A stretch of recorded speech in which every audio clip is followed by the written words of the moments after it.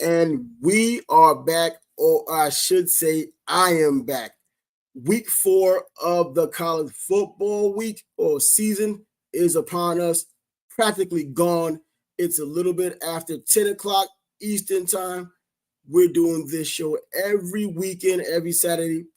The times, I don't know, sometimes 8 o'clock, sometimes 10 o'clock, depends on which games are on. That way, we would know that if you're watching your favorite team and it's a big game, you're probably not going to watch this. In fact, for people who do come on or don't come on, you're not watching any damn way. But nevertheless, we can get by week 4 of the college football season. The huge games were not played this week. I think that's going to be reserved for next week when Georgia takes on Alabama in Tuscaloosa. We're getting a bit of an SEC championship game in the middle of the season. So that's something we will look forward to next week. Other big games or not so big games that were played today, well, I guess it could be called a big game because there were big teams playing in the game. And that was Michigan, USC. USC taking their act from the West Coast, coming to the Midwest, to the Big House to take on Michigan in a game that was not the Rose Bowl. As you know, the geography of college football has changed. And because of it, we're getting weird matchups this early in the season, but excited nonetheless. I didn't think it would be an exciting game. It did turn out to be an exciting game, and I will get to that momentarily. But if you're interested in having the conversation of college football for week 4, feel free to join the conversation. Make sure you come in. I'll drop the link inside of the chat, and you can join that way. There are several ways you can get into it. You can just listen, you can watch, you can come in and comment, join the conversation. That's what it is. And once again, it's going to be week 4. You can bring up whichever team you want to bring up, whether it's a team that didn't play today, one of the teams that did play today. Well, even if it's not a Division I team, this is a college football chat. So you can come and bring your wares over here and we can talk about the day in college football. Your team, my team, every damn body's team. So let's get it popping. First and foremost, well, we got somebody in here right now, and we'll see Scott showing up on the set. And while you're here, Scott, we'll just look in the comment section and drop the link for someone if they want to come in. If they don't, we could fly without them. I could fly without them. I've done it for the past couple of weeks anyway. Once again, college football is on the slate. Not just SEC, not just Big 10, not just Big 12 or even ACC. Nothing else seems to matter outside of those, but this is what we have right now. And the way things are going, Miami's playing right now. They're going up against South Florida in a fairly competitive game, as you would have expected based on how South Florida played Alabama just last week before Alabama pulled away. And the year before, Alabama was really kept tame down in Tampa when South Florida was able to make it a little tenuous down there. And Alabama, I believe, scored 17 points and getting away with a win. Jalen Moreau, who's a Heisman Trophy candidate this season, didn't even play in that game. They had Ty Simpson, I think Ty Buckner, who came from Notre Dame and played in that game, and it was a tight game the entire time. Either way, let's get down to the college football. We have people popping in here all of a sudden. We got the game popping in here. We got whoever this is popping in. We got Dwayne in the house. Wayne, nice to finally meet Scotty G. Huh? What's happening? Scotty G. Huh? Yeah, I'm here looking at my laptop. So yeah, okay, yeah, you can do all of that while we continue to talk. So Scott's up there. And anyone else who wants to come into the chat, make sure Scott the G is here. Scott the G from basketball days. Now he's gonna Mad Balling. I missed your Mad Balling broadcast. Yeah, the Mad Ball was hot when it was hot. Too bad we have some inconsistent features, such as Scott the G himself. But hey, it was something when it was rolling, and it may just. I'm roll here again. tonight. He's I'm here tonight. That's and My Gators won. a good thing. Here tonight. Yeah. Basketball season's right around the corner anyway. That was actually a very good game. What did he say? No, I said that was actually a very good game with the Gators. Yeah, I'm here looking at Cal and Florida State now. Oh yeah, Florida State and Cal. You know, California was a 2.5-point underdog going into this game coming to Tallahassee, and I picked 4 games on Thursday. Last show, Bryce and I did on the Sports Bag Bros podcast. I gave 4 picks I thought would be picks you may want to make a change or 2 with, or some change or 2 for Christmas with, and that was one of the games I picked. Cal was a 2.5-point underdog. I took them to come into Tallahassee, kind of like what Memphis did last week, and get the win, let alone stay within 2.5. You might as well say get the win, take it to the next step. But anyways, I don't know what the score is right now, but the last time I checked, it was 9-7 in Cal's favor. And the reason why I had taken that game, Fernando Mendoza, the quarterback for Cal, a South Florida guy, Mario Cristobal, the head coach of Miami, his alma mater, Columbus High School, this kid has it upstairs. He turned down Yale to go to Cal Berkeley. So that's where he is right now.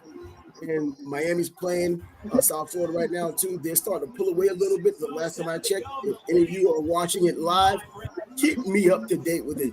But anyway. Trav, is that the second coming of Aaron Rodgers there at Cal? No, he's not. You know what? When I mentioned him last week, because I had spoken about them, they're undefeated. And I remember he went to Auburn and won.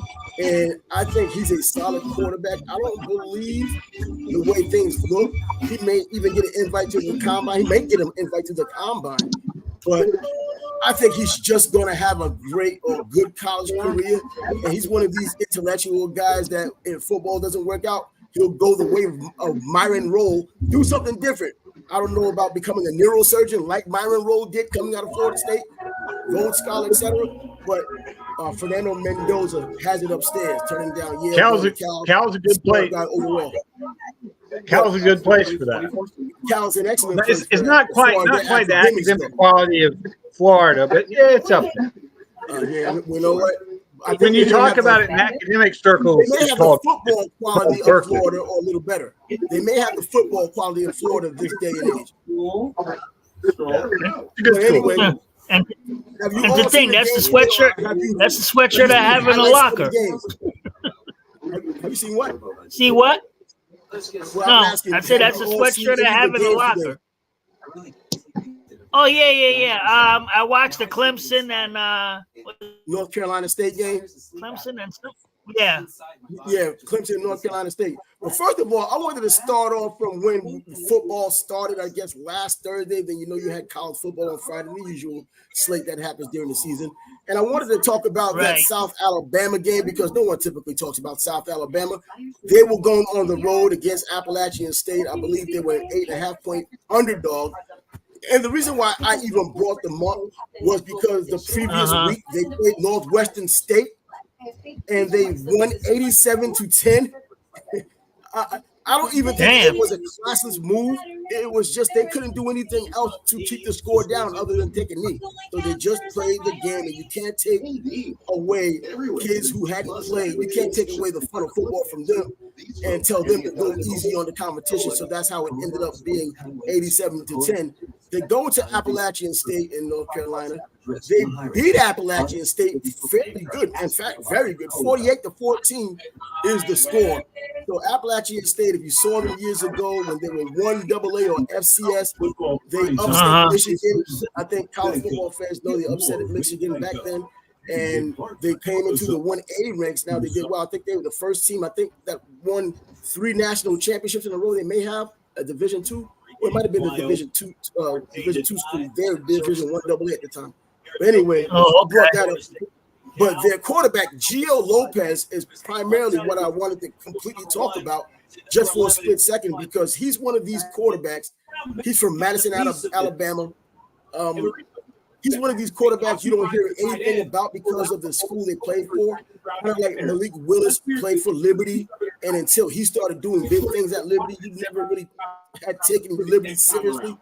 But now Gio Lopez, now being at South Alabama, he had his 154 yards passing. But then, the team, he ran for 105 yards.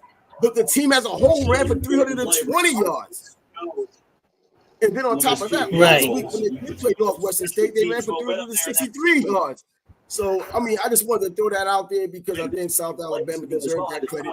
They did not just beat on the poor sisters when they took on Northwestern State last week and won 87-10. They played on one of the so-called bigger dogs than normal, an FBS school in Appalachian State, a respectable FBS school in Appalachian State, at Appalachian State, and were able to win 48-14. What other games did you run into today that you may want to talk about now? Well, I'm sorry. Go ahead. Go ahead. Well, I'm going to send a shout out to my Twitter. I'm sorry, ex friends, the authors who live in south of you, Trev, in Miami.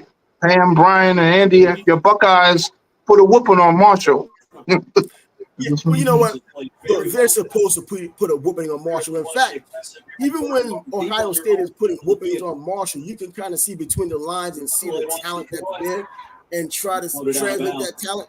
I'm not saying they should drop 70 because they want to drop 70. I'm thinking they should drop 60 because that should just naturally happen because they're that much more talented than Marshall.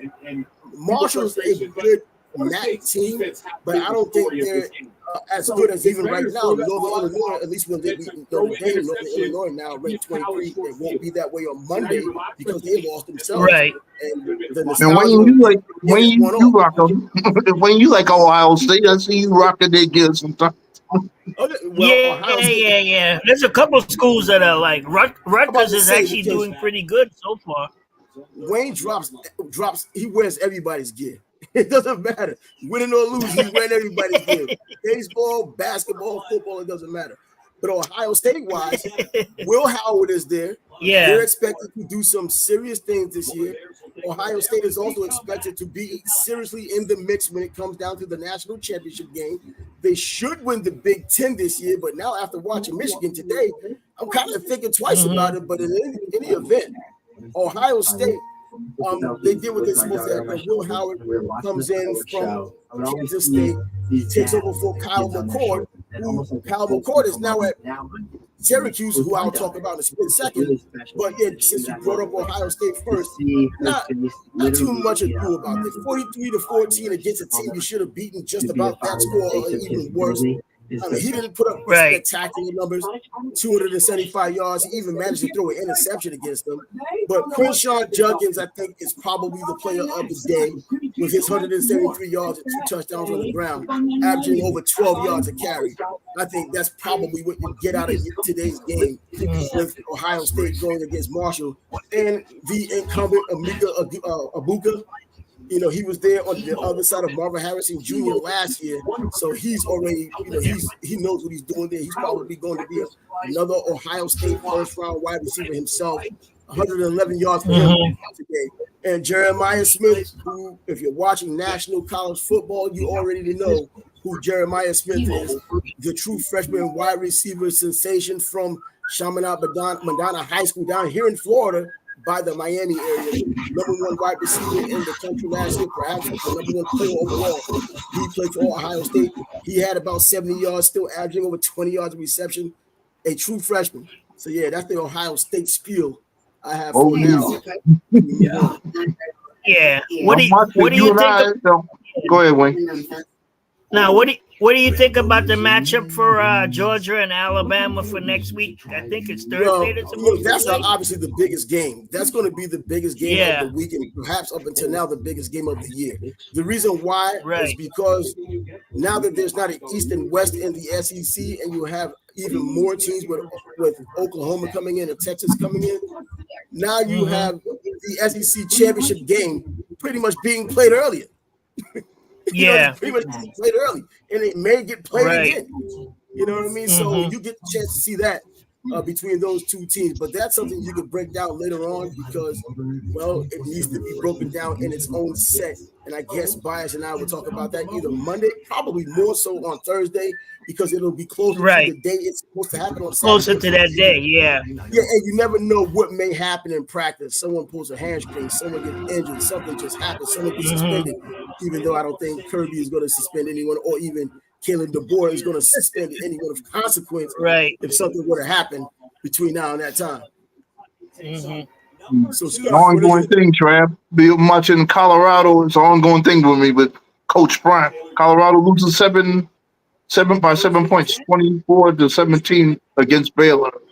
Yeah. You know what? Yeah. But look, it's not just you talking about Coach Prime. I think everybody primarily talks about Coach Prime, whether it's good, bad, or indifferent. He gets a lot of pub, even though his team isn't doing well or it hasn't performed the way people thought it should, and he hasn't shown the coaching some people think he should have shown up until now. So he's going to get the eyeballs, whether he's doing well or not. Some people want him to fail. Some people are on his side and want him to succeed, especially people in Colorado, for the people who are there, not in Fort Collins and Colorado State, but in Boulder, Colorado. They want to see some success. First of all, you want to have the continuous money flow coming in, the cash flow coming into Colorado.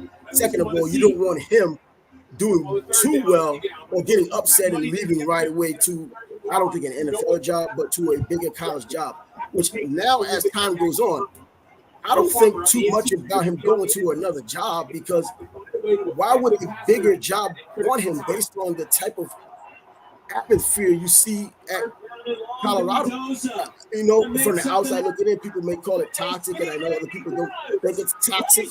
But when you have Warren Sapp, one of your coaches, fights on the outside and being a commentator of the fight, I mean, that's a toxic environment. We need more about a whole new can of worms that will come up because of some of that liability, all this other nonsense that comes up. We need that trash. Yeah, Let him you got to be Someone's careful. TV is up loud.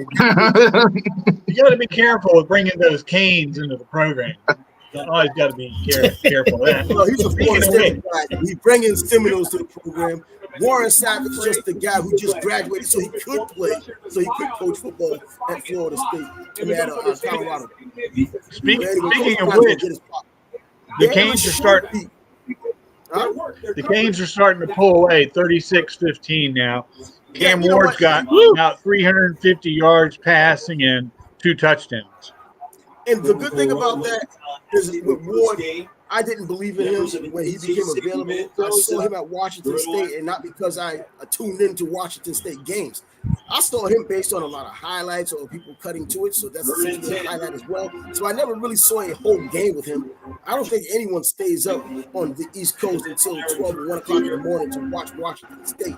You'll watch Not me. USC if they're hot, or Oregon if they're hot, and other Washington last season because they were hot and it looked like they were becoming a transcendent team with DeBoer being what he was offensively, and Michael Penix. So, yeah, but no one was doing that, not too many people at least, with Washington State. So when he chose to come to Miami and he changed his mind and decided to go into the NFL draft, I wasn't one of these Canes fans that was dying, wondering, why not? Why not? You need to come to see us. And then when he came back, I was like, I'm thinking D'Eriq King, the quarterback who came out of Houston a few years ago, came to Miami. We expected him to be a very good quarterback. I didn't really expect him, but I thought he would be better than what we had, which was Malik Razir before that. And in my opinion, he just wasn't. He didn't get the results that Cam is getting now. But it was a different atmosphere back then than what we have now. Because He's back got then, an interesting style, kind of his underhand flicks. yeah, that sidearm throwing. Yeah, He some was like- people kind of think of him as Mahomes. I think that Nah. cotton's a little high. don't I think he's of up him- there yet. I think of him as Terry Leach, the pitcher, sidearm pitcher, or Dennis Eckersley, sidearm pitcher. There you go. That's what I'm thinking Quisenberry. about. Dan Quisenberry, exactly, that guy. You said Dennis Eckersley. No, don't worry about Dennis Eckersley. I start thinking about Kirk Gibson. I can't believe what I just saw. Well, I just thought about Eckersley because of the sidearm throwing motion. But I know. Well, he's at It's Miami cold. now. I went down there for the spring and didn't see much of anything because that's not what spring practice is about. Spring practice is primarily about appeasing the fans, giving them something to look forward to. You're not showing your game plan. It's just a controlled game for fans to watch and see new people look like they're going to be better than what they probably really are going to be. And when they talked about how calm he was and all that, I didn't buy it. And now that I'm seeing it against Florida, first of all, and now in subsequent games, hey, he's the leading Heisman Trophy candidate right now, too. I'm not going to say surprisingly, but now because I've seen him play now, but I didn't even think there was a possibility of him even being on that in that area or in that realm of being a Heisman Trophy candidate when the season started. But now we see how bad Florida is. So the win against Florida, how big is it? Right, and that's one of the things you got to be careful of, because Florida's defense the last few years has been bad. We continue to be bad today. I mean, I posted on Facebook. I said, other than not having a pass rush, not being able to tackle, our defense is solid. Unfortunately, if you can't tackle, you don't really have a defense, because we don't have much of a secondary either. The good thing for us today is Mississippi State's defense was just about as bad. We had really good. We had really good. Grand Mertz looked really good, but I think what we saw today at Florida was the present and the future. The present is Graham Mertz and Montrell Johnson, and they're good players. But the future is DJ Lagway, because he's a dual-purpose guy. He can pick up a lot of yards running. He had 22 today. He completed 100% of his passes. And then the future at running back, because Montrell Johnson is a senior, is Trayon Webb from Trinity in Jacksonville. I think he's only a sophomore, so he's the future.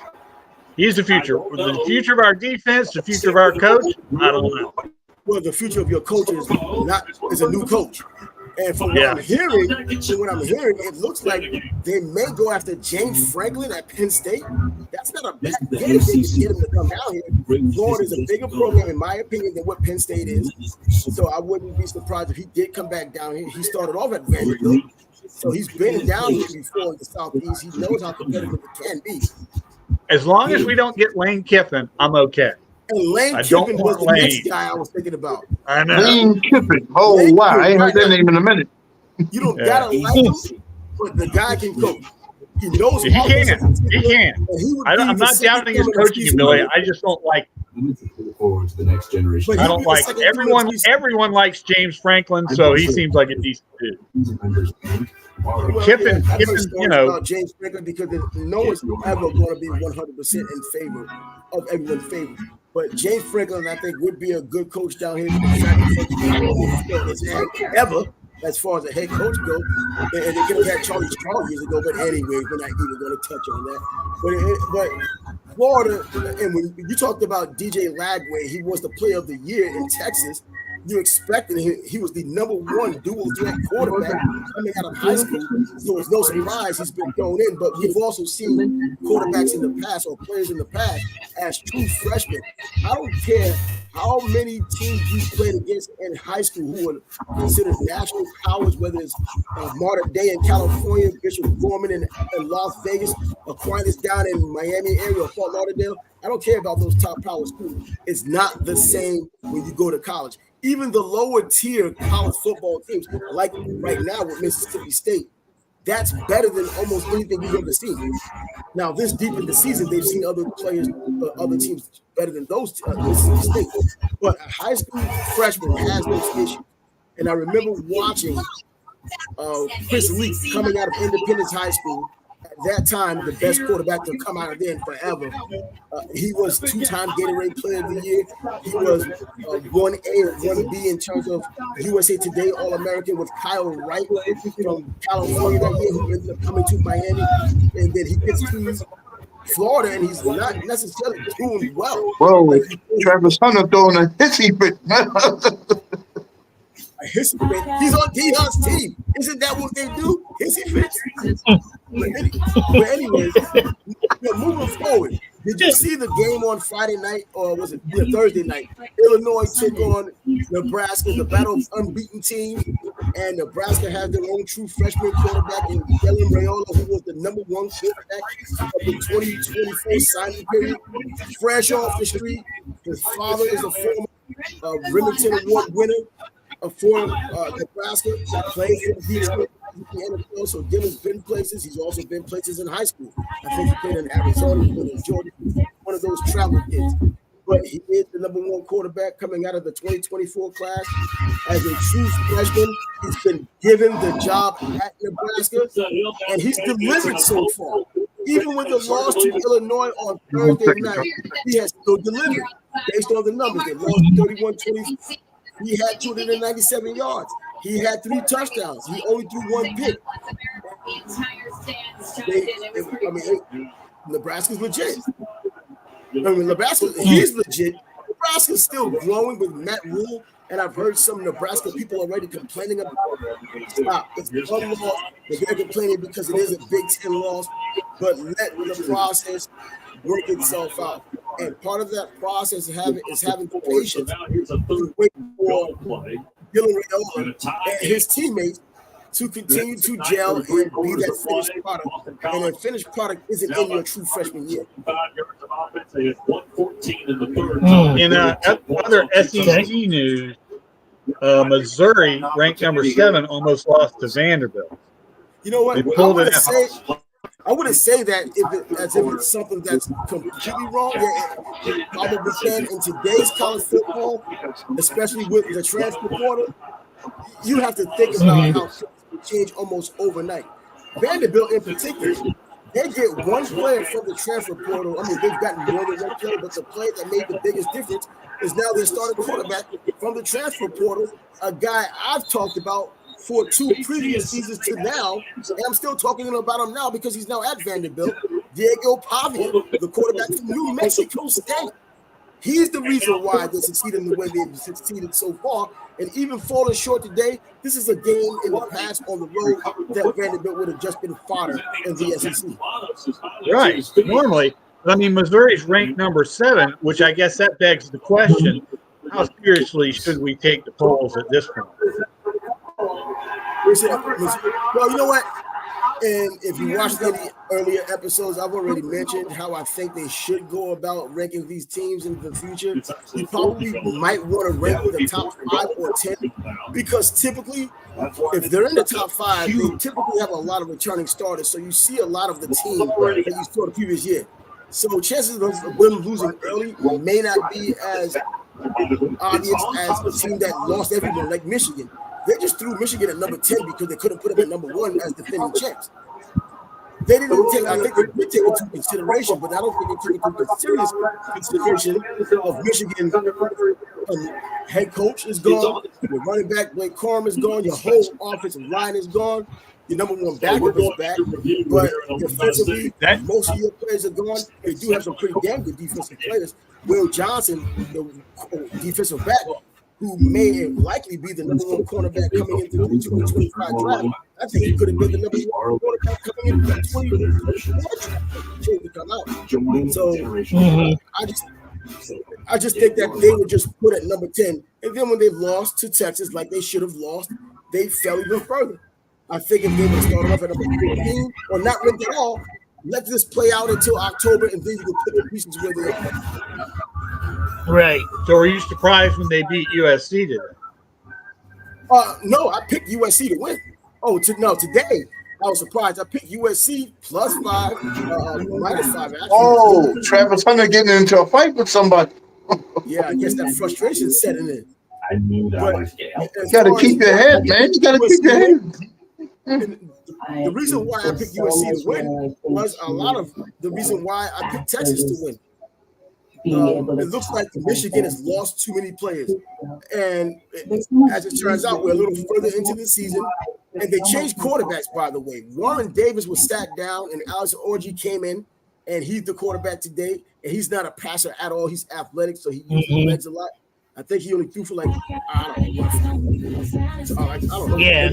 or something. So he didn't throw a lot of yards today, but they did win 27-24 Michigan. It was an exciting game. In fact, they were dominated in the first half, and what ended up happening in the second half, USC dominated until the end of the game, and that's ended up being the reason why they lost. But just looking at some of these things that happened in that game, in terms of Michigan's defense seeming like it is coming together, they can rely on it. It's not like they're not getting 5-star players too, or transfer portal players as well. I mean, like I mentioned, Will Johnson, their defensive back, quarterback, number 1 player in the country at his position, likely going to win the Pope Award. And then Josiah Stewart, a Bronx guy, by the way, even though he left the Bronx. Bronx in the house. Yeah, he was a Bronx guy, but he didn't play ball in the Bronx. But he's at Michigan. He's got 4 sacks now, and he's a disruptor. He was that kind of a disruptor today. And he had 4 sacks on the season. But on the defensive line, which I kind of ignored because I was kind of throwing them away. So Texas had done to them. And Mason Graham had one sack today, and then Kenny Grant had one sack today. He's like Ted Washington in the middle of that defensive line. After the shooting out. So yeah, Michigan looks like they're getting it together defensively. They need more to happen offensively. Traditionally, they have a good offensive line. So I'm not looking for that to continue to fall off. And whether they're bringing in people from the portal or whether they're nurturing them from recruiting them, they will ultimately have an offensive line that's capable. But more importantly, Kalel Mullins, the running back, I think he's the one who really gets the MVP of today. Obviously, he did break a 53-yarder and he did do some good things and had 2 touchdowns on the day and 159 yards on the day total. And even more than what Donovan Edwards, who was there last year with Blake Corum, they were an excellent duo. But I think one of these things that comes with being a running back, especially in today's age, and I think it's college as well as pro, talent does matter, but they're so expendable running backs. And that's why you see them devalued in the NFL now, and I think it's starting to devalue a little bit more in college. Kalel Mullins was a linebacker. He was a special teamer and a linebacker. And then after injuries last year with Blake Corum and Donovan Edwards, they put him in, switched him out fullback or running back. And now this is what we have. He's working his way into an NFL running back. Yeah, I see Archie Manning is doing his thing on Texas. Arch Manning. No, Archie Manning. Arch Manning, Arch Manning. I see he's doing his thing on Texas, but the other guy that's supposed to be a starter, he's hurt for now, but Well, Quentin Ewers, and I wonder how that dynamic is going to work, because we already know the pressure of coming into Texas as a Manning to begin with. If you're a backup or even the incumbent, you probably still have to look behind your back or look over your shoulder. Yeah. And now Arch Manning had his chance last week because Quentin Ewers got hurt. Now he has a full game to go in because Quentin Ewers is still hurt. And it's Louisiana Monroe, so it's not a huge school, but it's still college football. But it's not like he's a true freshman either. He's a second-year player. Right.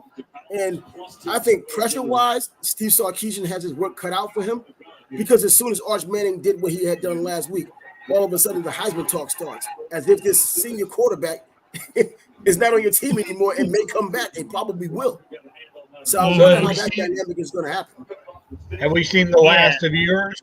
Is he history? No, I don't think you can. I don't think so. You have to have loyalty to your players. And I think Ewers is a Sarkisian player. I don't think he's one of these players that a new coach came in and you know what, you don't have really any real loyalty to him and you just go with the hot hand and you don't have any regrets. I think if you bring this guy in fact, it was Quinn Ewers who came from Ohio State to Texas.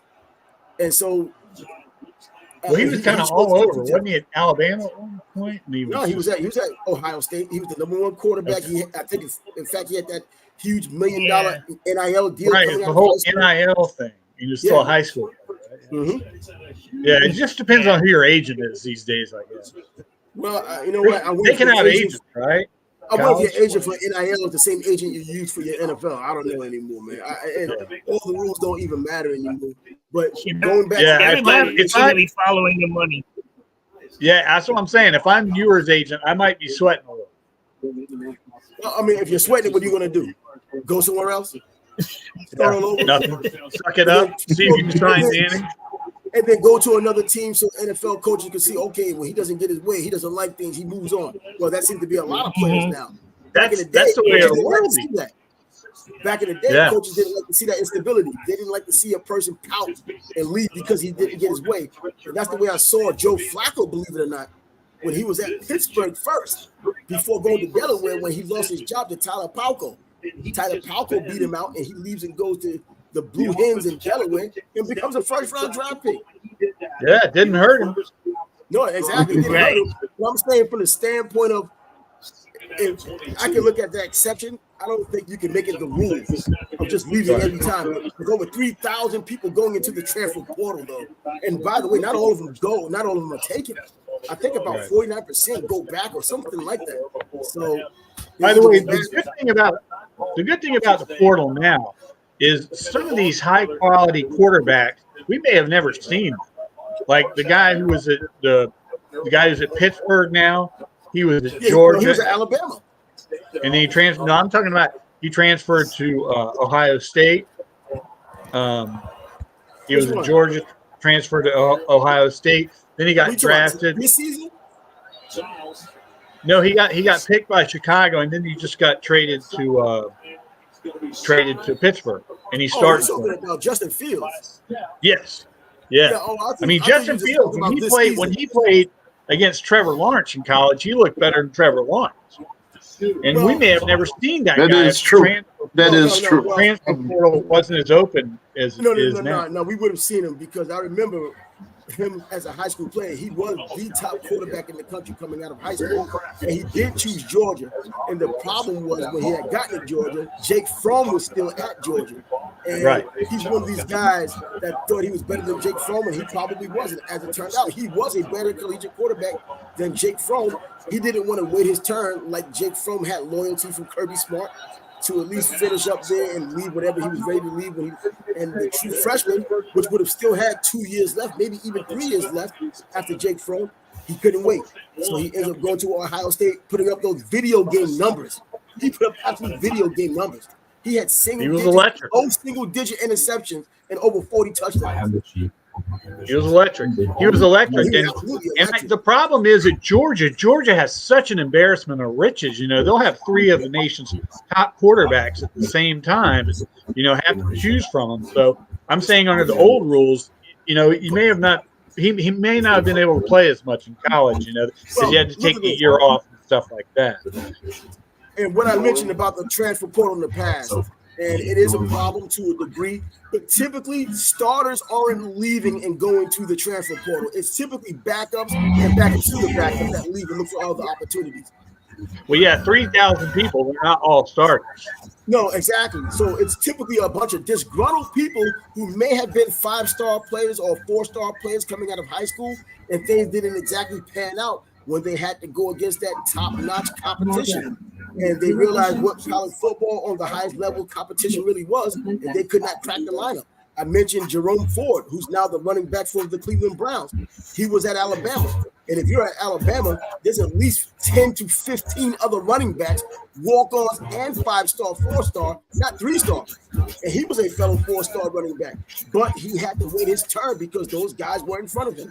And unless he was absolutely positively special, like a Derrick Henry, Nick Saban wasn't putting you in front of anybody if you didn't show him that's what he played. And what ended up happening was he transfers to Cincinnati. He was a Heisman Trophy candidate at Cincinnati for about a good 4 weeks, 5 weeks maybe. And then he ultimately goes to the NFL, gets drafted by Cleveland. His role was different, but his dream still came true. He got to the NFL. Yeah, I think you were talking about Yulee Bulldozer there. The Yulee Derrick Henry. Yeah, the Yulee Bulldozer last week. The thriving metropolis of Yulee. King Henry. You know, one stoplight town. Not anymore. You've been up there lately. They're building a whole lot of Yulee now. Yeah, I used to work there, so there was only one stoplight in the 90s. Oh my God. You left. And Yulee didn't even have a high school at that point. So, yeah, Yulee's really come up in the world. So now you have Yulee, you have West Nassau over there, and now because of the new rules with district play, where you don't necessarily have to stay in the district that you're in, players from First Coast can now go to Yulee or go to West Nassau. You know, it's a different landscape. But I was going to finish talking about that USC game, and I was going to talk about Miller Moss and how well he had done, because I mentioned on Thursday when Bias and I did the show on the podcast, I was talking about how he had all these yards and just 2 touchdowns, but he was as efficient as you could be. But then today, he's not as efficient as his first interception, but he also has 3 touchdowns to it. And again, it goes back to Michigan being better than I thought they would be, and them growing better. And if they get their offense together in terms of a quarterback that's somewhat of a threat, so you can't zero in on that running game, they're going to be a problem again, not a national championship problem, but a little harder for Ohio State to beat this year than I thought it would have been for Ohio State. Because in the beginning of the season, I figured Ohio State would definitely smash them this year. It's always nice. It's always nice. Sooners just scored. touch. And what about that Clemson North Carolina State game? North Carolina State should not have been ranked when they played Tennessee and was blown out by Tennessee. And that was allegedly a home game for me. And the same thing here with Clemson. They get blown out again. They get some garbage points up there, make things better than what they were. But if you watched the game, you saw how dominant Clemson was against them. Clemson went 53-35, 523 total yards against them, 269 on the ground. Even Cade Klubik, their quarterback, broke a 55-yarder for a touchdown. And Phil Maffa just ran all over them and averaged 15.3 yards a carry. It was a behind kicking. Yeah, Tennessee is beating Oklahoma now. Yeah, they just scored a touch. Michael Hawkins Jr. just scored a touchdown. And that was another game I expected. Another game in which I expected Tennessee to beat a team that probably isn't as good as people thought going into the season. They're in the SEC now. It doesn't make them any better than what they were in the Big 12. Texas has held their end of the bargain so far, being the number one team and at least going on the road, beating Michigan and getting wins and looking good while doing it, doing what is expected even this early in the season. Whereas Oklahoma has struggled. I mean, they struggled against Houston. So now we're getting to see the real true story of what's going on with them. With Nico Amilieva, the quarterback for Tennessee, a Heisman Trophy candidate, probably on the lower tier, but has every opportunity to work himself up to a better tier. But nevertheless, Clemson whoops on North Carolina State today. And it brings me also, I think you all saw this, North Carolina losing to James Madison in Chapel Hill. Yeah, I know. It was 70-50. What is it? Yeah, exactly. There was two games, 70-something to whatever. Yeah, it was 70-50, 120 points scored in that game. 1,227 total yards between both teams. Defense just stayed home. Colorado just tied it up. Colorado just tied it up with Baylor. 24-24. Yeah, Michigan State and Boston College are tied up fourth quarter. You know what? Michigan State, as quiet as it's been kept, Mel Tucker, after what happened with him last year, getting fired, losing the remainder of his $95 million 10-year contract, you would have expected a lot of just disarray on that team this season, but they hired a new coach, I believe, from Oregon, and they bring their quarterback. Aiden Childs is the quarterback that Oregon State had brought with them, and they were 3-0 up until now, so they go into this game undefeated. Boston College beat Florida State. Boston College has a pretty good quarterback of their own, for college, that is, Thomas Castellanos. Good. I saw him last year against Florida State doing a lot of the magic, too, as an undersized quarterback.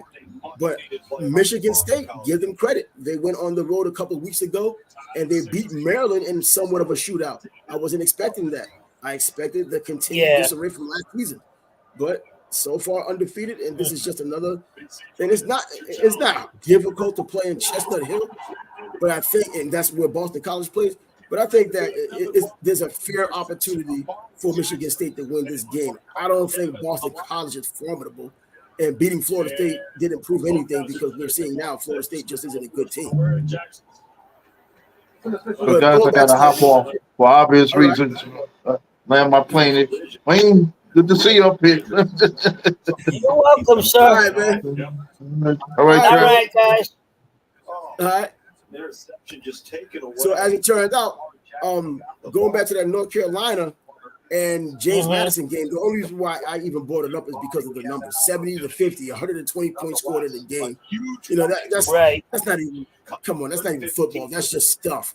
No, 120 offense, 1,227 yards of offense between both teams. It's not even worth mentioning the individuals and who had done what, because offensively, everybody should have done something. You know, Alonzo Barnett had 388 passing yards and 5 touchdowns. You should have that when you have 70 points on the board. What I was more disappointed in was the North Carolina defense. Earlier in the season, of course, teams play cupcakes and they're trying to look better. But there was a player, and there still is a player, Javari Ritzy, who's the defensive lineman for North Carolina.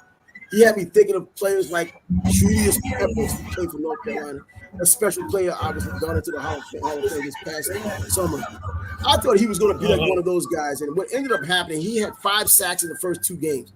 So I was like, okay, this may be a precursor to him being someone that they're going to really talk about as games go on. Last week against North Carolina Central, which is an HBCU in the NEAC, he didn't get any sacks. This week, he didn't get any sacks. And there were 5 sacks in the game. He didn't get any of them. Yeah. And you look at games like that and you wonder, like, man, there must be a record being set. No, there's no record set. When you think about college football and you see other games that have been played in the past, I remember in 2016 when Oklahoma played Texas Tech, believe it or not, they had over 1,700 yards, I think 1,708 yards between those two teams. And it was just another basketball score of a game, 66-59. And believe it or not, also, Baker Mayfield was the quarterback for Oklahoma, and Patrick Mahomes was the quarterback for Texas Tech. Yeah. Just think about that. He threw 88 passes that day. 88 passes. When's the last time you saw someone throw over 700 yards, 5 touchdowns, 1 pick, and that was Mahomes in that game, and still lost? Still lost. He threw for 734 yards in that game and still lost. I think it's still a college football record in the 1A level, probably overall. But at the same time, Baker Mayfield, who ended up winning the Heisman, threw for 545 yards that day, had 7 touchdowns. So they ended up with that huge score. But I brought that up only as a kind of a comparison and contrast to record-breaking numbers at the nonsense we saw in Chapel Hill today, or even heard about if you didn't see it. Between North Carolina and James Madison. There's just something about that Virginia-North Carolina thing. There's always some type of a rivalry there, that border rivalry with James Madison being in Virginia, North Carolina, well, in North Carolina. And there just seemed to be somewhat of a bit of vitriol when anyone or any team from those two areas play each other or even fight each other if there's a boxing match.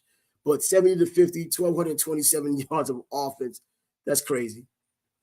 Absolutely insane. The Battle of the Mid-Atlantic States, baby.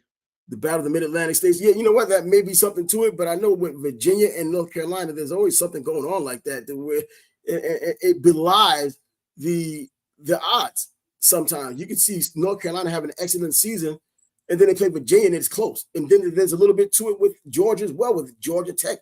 It's closer than it probably should be. So, and I don't know, if you hadn't heard, I was talking about the yards that were put up, a total of 1,227 yards in offense between both teams. And I compared it back to the Baker Mayfield. Yeah, I heard you say somebody passed for 700 yards and lost. Yeah, that was Patrick Mahomes. Patrick Mahomes back in 2016 against Baker Mayfield when Texas Tech played against Oklahoma. Patrick Mahomes, he passed for 734 yards, 5 touchdowns, 1 pick. Whoever would have thought you would have lost a game like that? They actually lost the game.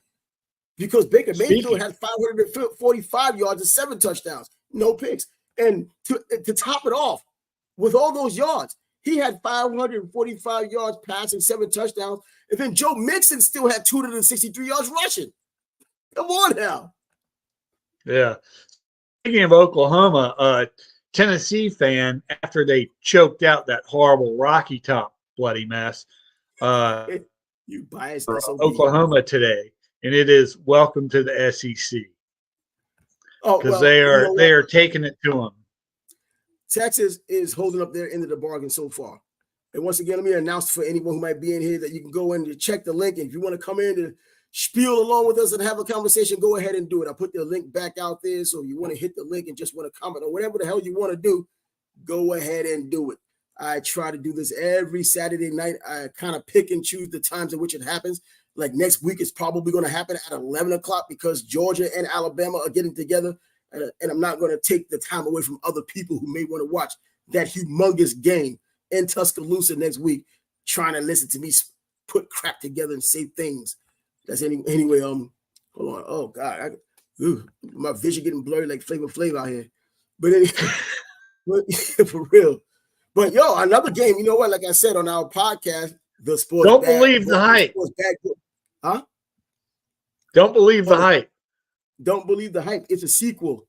But I picked 4 teams last Thursday on the show, on the podcast, the Sports Bad I heard you. Podcast do a bias. Yeah. And I think those 4 teams, Navy was one of those teams I picked as well. Navy was a 9-point underdog. And I said Navy is going to keep it within 9. So I would have taken the line, but I probably wouldn't have taken the money line, but I might have been tempted, but I would have been happy enough just by taking the 9 points. And they end up beating Memphis, who just beat Florida State last week at Bobby Bottom Field in Doak Campbell Stadium in Tallahassee. And they whooped on them 56-44. So, and surprise, in Annapolis, Navy's still undefeated. So it looks like they're going to have a good season so far in the way they've been running through. And you already know what happens at Navy, the triple option. But they also threw the ball this time around.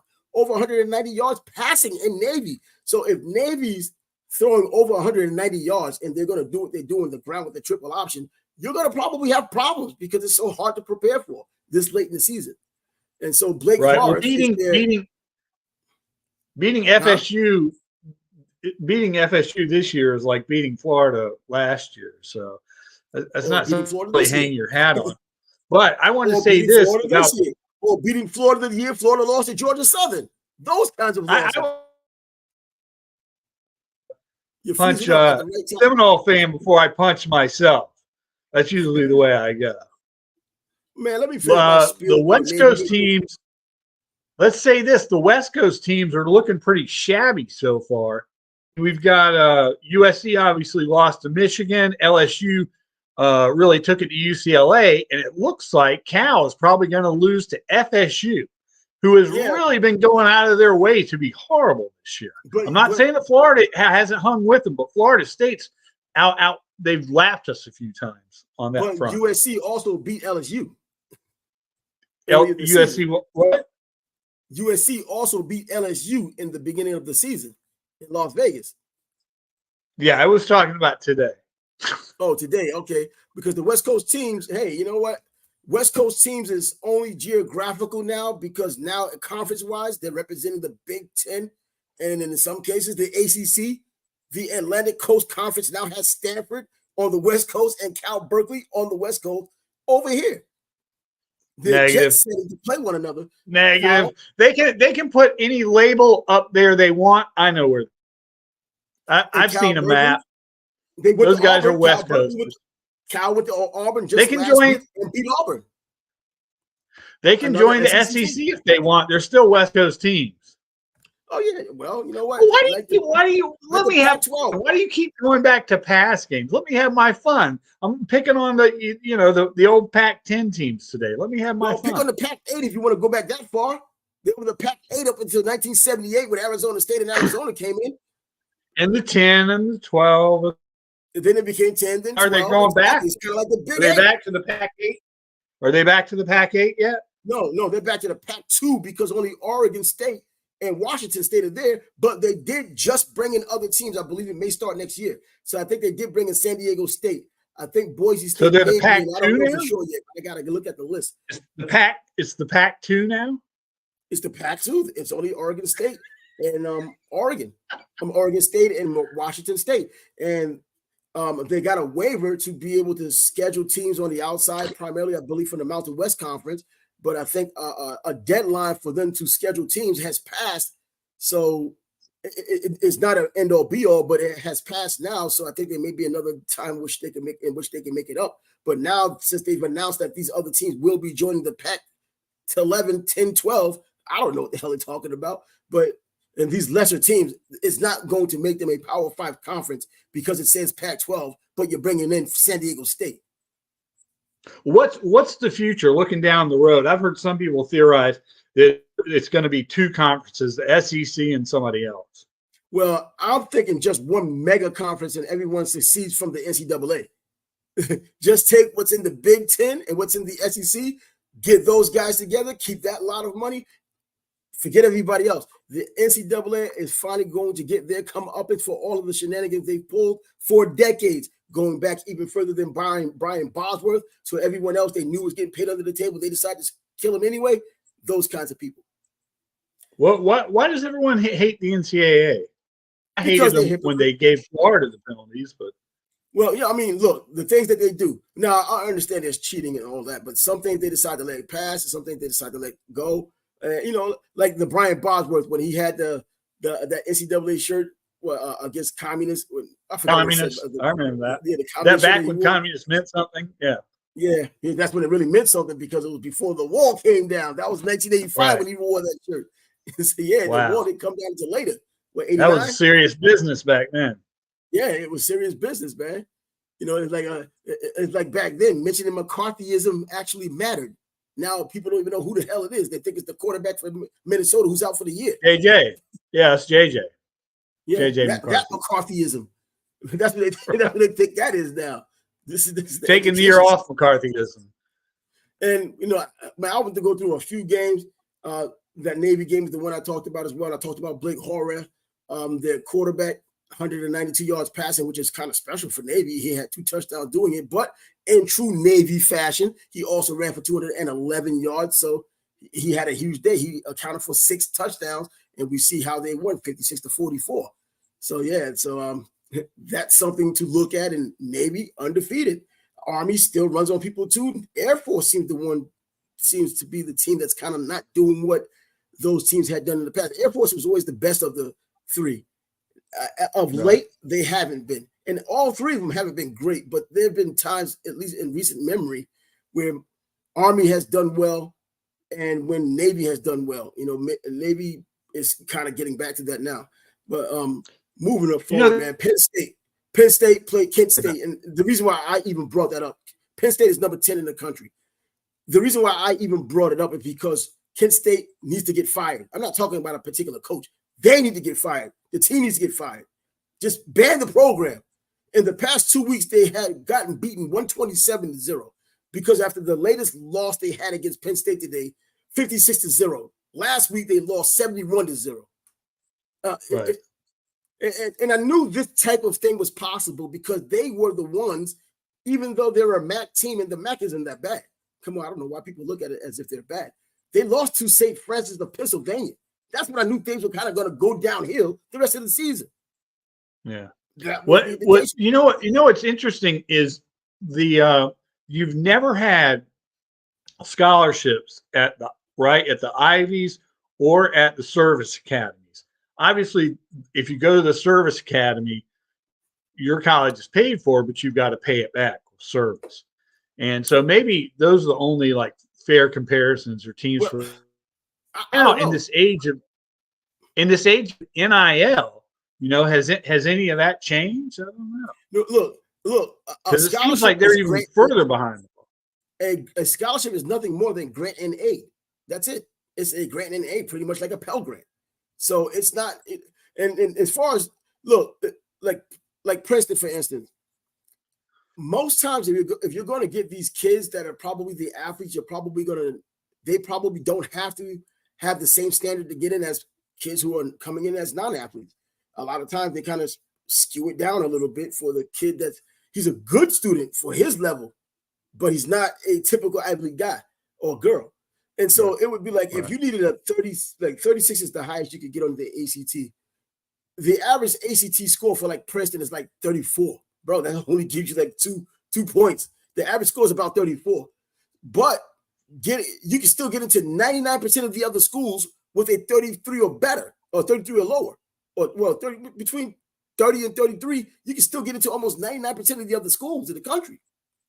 So right. Well, I was going to say, I think the Jaguars probably have one of the best Ivy League grads in the NFL right now. And that guy, I mean, our defense, the Jags defense has all kinds of holes in it, but it is not at middle linebacker. Oluokun, he went to Yale. He's a tackling machine. Yeah. But I also remember, I mean, look, it's not like the Ivy League is devoid of talent. The Ivy League has had talent in the past. Marcellus Wiley went to Columbia. I watched him play at Columbia as a running back before they switched him to defensive end. Number 5, that's what he had at Columbia University. And they were actually pretty good for that little bit of time. And they had a defensive back named Roy Hanks. I thought he could have played somewhere in the NFL. 5'9" guy. He's from Oklahoma, but he was pretty good. Wait, are you talking about Ben Hanks? Are you talking about Ben? No, Rory Hanks. I think his name was Rory. You don't know nothing about no Ben Hanks. Ben Hanks from Florida, the defensive, the safety. Yeah. Now, do you remember what was special about him? His education? No. Special Well, ed, yes, man. of course. But he was I said he was special ed. come on. He was the first guy to wear Spurrier's number after Spurrier. I think it was number 11. Yeah, he wore number 11. Yep. But going back to the original, The more exciting of the Hanks. about the wins. Ivy League having talent, like I said, Marcellus Wiley went there. And there's a running back who went there years ago who I think is one of the best running backs I've seen in college. And this is Keith Elias. He went to Princeton. He broke almost every freaking record possible back in like 1990, 92. He went to Lacey Township High School in Jersey. And I know people gave him crap because he was this little white kid, but he was winning the 55 freaking meters. He was beating the inner city kids. But dude, who was his competition? It was other Ivy League schools. Who was competition? It was other Ivy Leagues. Yeah, regardless of what his competition was, because remember, who was Jerry Rice's competition in the freaking SWAC? But he came to the NFL and became a Hall of Famer and arguably the best wide receiver in the history of the league. So right. But my point is that the guy you were just talking about, what did he do in the NFL? I'm just saying from a standpoint of talent being there. When I say talent being at a school and we're talking college football, you only have to be talented for college football. You don't have to be talented in the NFL, even if you don't get there. He still ended up going as a undrafted rookie to the NFL. He went to the Indianapolis Colts. He went with the Giants because he's a Jersey guy, so he got an opportunity to go there. He wore number 20, Joe Morris's old number. So I know all about this damn kid.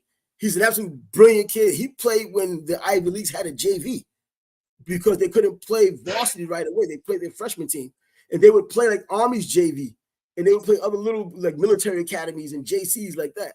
And I remember they talked about him. Can you imagine that? Can you imagine if you had a school like Michigan or Ohio or Georgia that had a JV and you had one of these kids come in today who's got an agent in his ear telling him about how awesome he is. And the coach is like, okay, you're going to be on the JV this year. He would be like, peace out. Chuck a deuce and hit the road. I used to hear the stories of him listening to Megadeth before every game. He would just sit in the locker room listening to Megadeth in his ear. And he had the long hair, man. He was just a badass dude. And I remember when ABC Sports in his senior year, every 5 minutes it seemed, Keith Elias breaks another record. Keith Elias breaks another record. And the reason why it became such big news back then in 1992, and because it was not too long after the Jarrett brothers, Garrett brothers, Jason Garrett in particular, they all went to Princeton.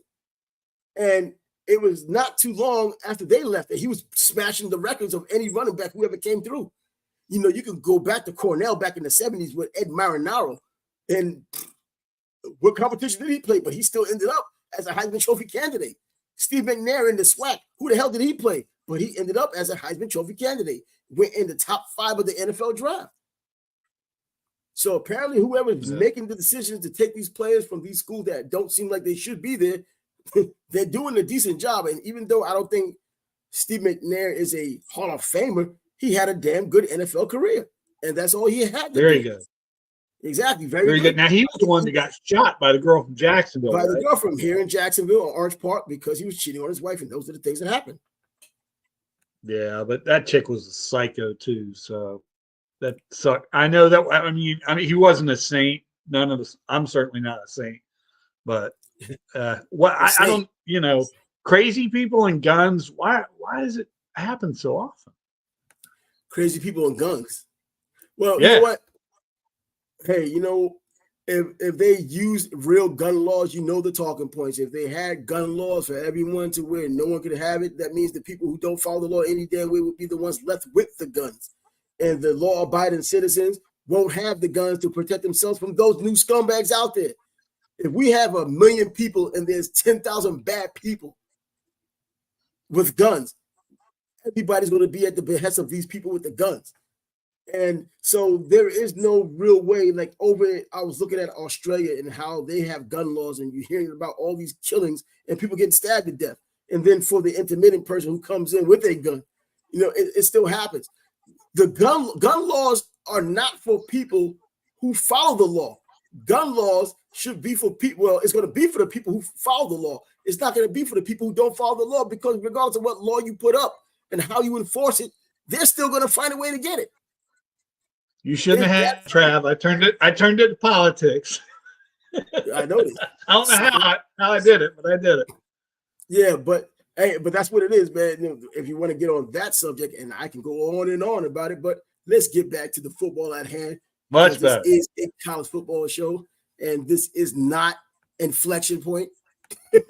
Not yet. Will there ever be an inflection point? There's another one. It depends on you. You know how you go. You know how you roll. I know. Anyway, let's get back on the topic of college football and what we're talking about. In addition to all of these games, I've already have spoken about the Rutgers and Virginia Tech game. This is another game that I had taken on Thursday when I picked my 4 teams that you may want to bet on. Win a little early Christmas money if you want. Put it in the Christmas club if they even have them anymore, or is your Christmas club empty because of what's been happening? Anyway, that's politics again. So Rutgers, Virginia Tech, Blacksburg used to be so difficult. Blacksburg used to be so difficult to play. Rutgers goes down there. I took them as a plus 3.5 point underdog, and they went outright. So I could have taken the money line as well, but I would have done that as well because I believe that they would have won. Vanderbilt beat Virginia Tech and Vanderbilt in the beginning of the season. This isn't your daddy's Beamer Ball Virginia Tech team. 26-23, Rutgers wins. My reasoning was Kyle Manigai, the running back for Rutgers, who led the Big Ten in rushing last season, comes into this season as the leading rusher from the Big Ten going into the season. Looked very good in his first 2 games. Heisman Trophy candidate, if not a dark horse. I thought he would be the reason, and it wasn't. So he may not be in the Heisman race, but he did help his team win this game, and Rutgers is still undefeated because of it. I think update on Miami. Their quarterback, update on Miami. What? Update on Miami. They're now up 50-15, and Cam Ward's got 400 yards passing and 3 touchdowns. See, they're taking it to South Florida now. This is absolutely insane because this is the Miami team I've wanted for so long. And now they're finally showing it because I know when they were winning games in the past and they were blowing teams out, I could see between the lines saying this isn't what's going to happen. This isn't the true Miami. And now we're getting a chance to see this kind of thing like Alabama has it, like Georgia has it, like a lot of the top teams have it. It seems to be at least for this year, and it could help because the recruiting has been better as well. And now the NIL and all the portal movements that Mario Cristobal has been making, it's coming into fruition.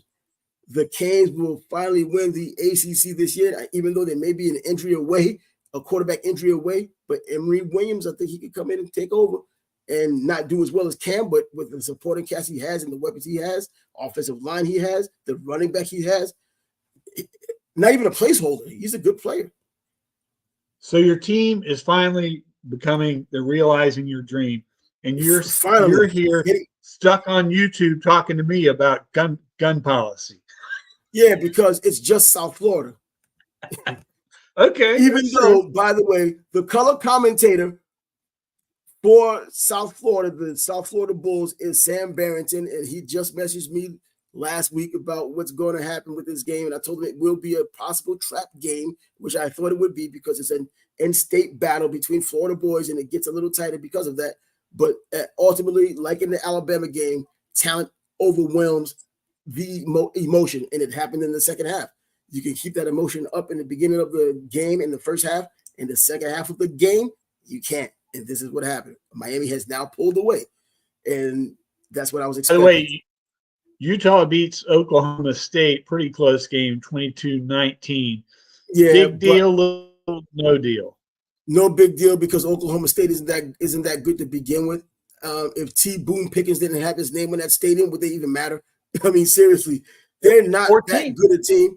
And not only that, Utah was able to go on the road, and without their quarterback playing for the second consecutive game, Cam Rising with the injured hand, you know, he's an old guy too. He's like 25.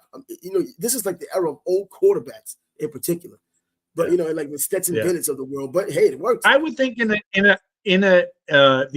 new age of new IL with all T. Boone Pickens money, they would be cleaning up. Well, you know what? Well, T. Boone Pickens is gone. gone. I know there's a trust Right. out there, and I know there's money coming in to help bring the players in, but Texas is doing a lot of the same. Yeah, and now that he's gone, I would think, that you pass. That's when you give a big chunk of your money away because you can't take it with you. That's what they tell me. Well, that's true.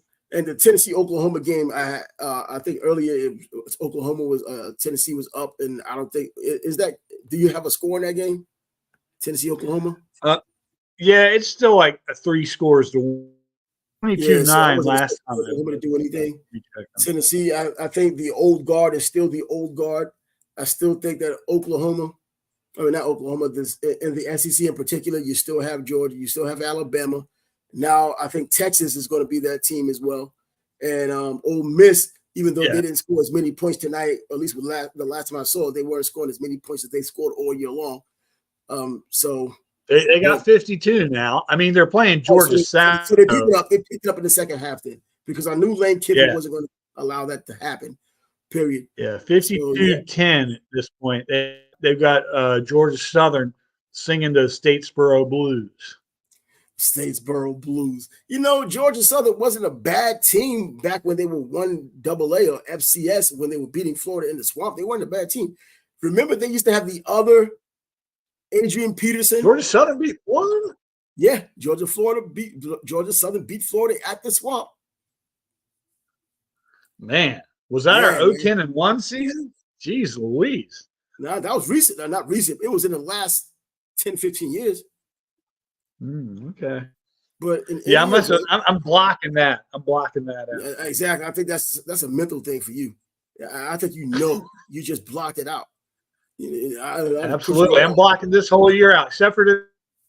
Don't worry about it. You need to block out your coach.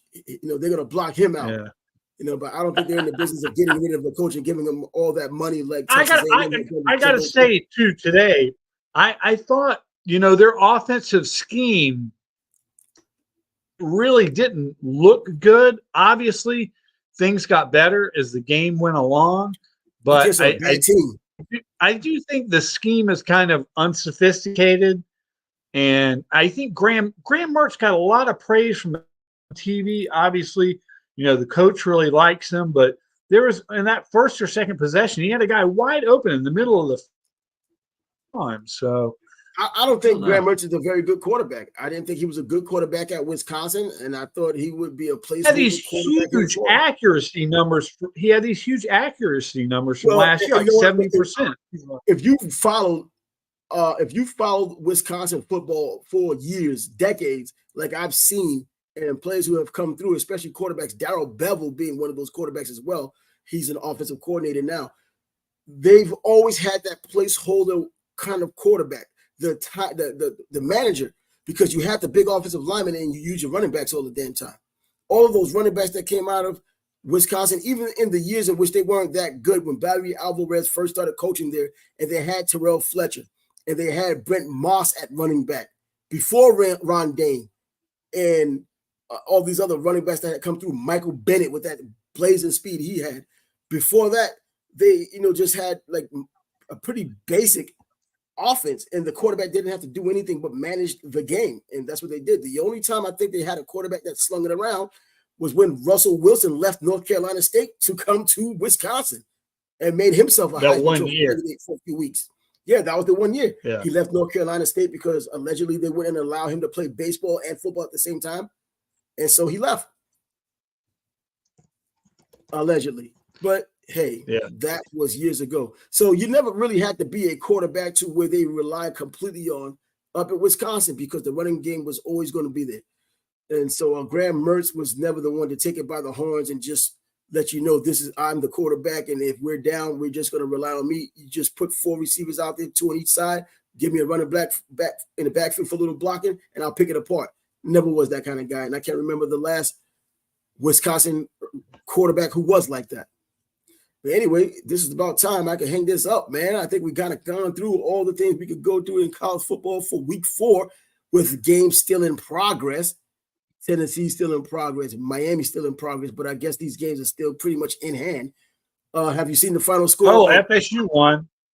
That one's over. What was the score? Yeah, another Pacific Coast team. What's the score? Goes down. I think it was very. It looks more like a baseball game. It's 14-9. Because the last time I checked, it was 9-7 before I started doing this little show, I guess. But anyway, let me get the heck up out of here, man. Maybe the ukulele lives to see another day. No, he's done. I don't know about the coach though. Norvell doesn't have anything to worry about because they gave him that huge extension, and rightfully so because of what happened last year. Man, you can't even blame him for that.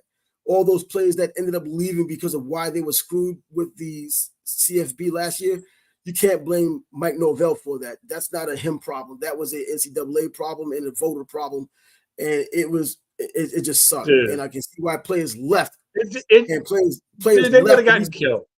They still would have lost. They still would have lost to Georgia. I don't think it would have been that blowout regardless. They still would have lost to Georgia, but I think the purpose of going to college and being in one of these alleged conferences is to have an opportunity at a championship. And I think based on the letter of the law, being an undefeated team in a Power 5 conference, you should have been in there. I'm not even a Florida State fan. You're never going to get sympathy for the Noles from me, so I'm not going to start now.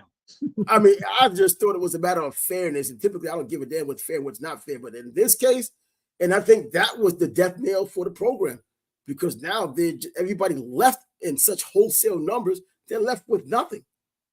But they supposedly got all these great transfers.